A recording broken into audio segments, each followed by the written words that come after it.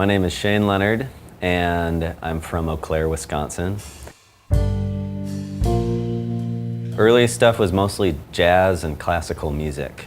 So mostly through school, but even before school, when I was just making noise around the house, my parents found a way to hook me up with a drum teacher who just happened to play jazz mostly.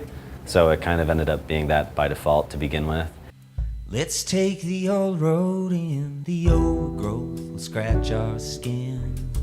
I met a friend in college who she knew all about this style of string band music that it used all the same instruments as bluegrass, but it was older than bluegrass. And I was really taken with it. I signed up to go to this fiddle camp in West Virginia at the Augusta Heritage Center. And the folks that I met through that told me all about the real old-time musicians. And they put me in touch with some of those folks like Clyde Davenport and Lee Sexton, who are not known to like the mainstream American musical culture at all, you know, but they're like legends of traditional American music. We sat like on porches and in living rooms and they would just play their music and I just tried to keep up. I formed Kalispell in like 2011, 2012 and recorded a couple of EPs and a full length in the bedroom of my apartment. And then I just started touring like crazy. So when I was writing the songs for Printer's Son, I didn't start out with some sort of overall concept in mind. I was just writing lyrics.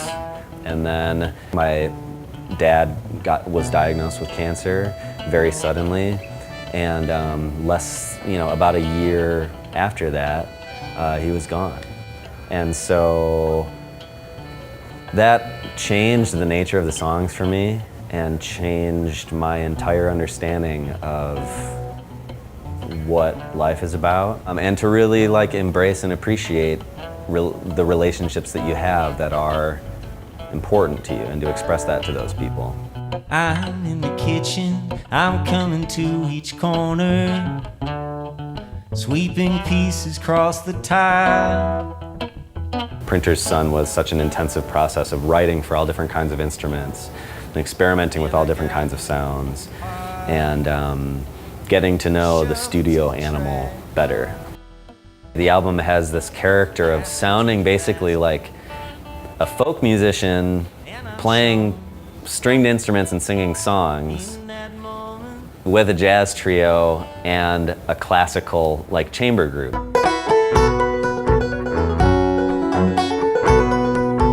I had no idea how that would end up sounding. When you make a record that involves improvisation and sort of like weird song forms that aren't necessarily the most radio-friendly stuff in the world, it's kind of scary to put that out into the world and think like, I don't even know if people will get this. Like, are people gonna be interested in this?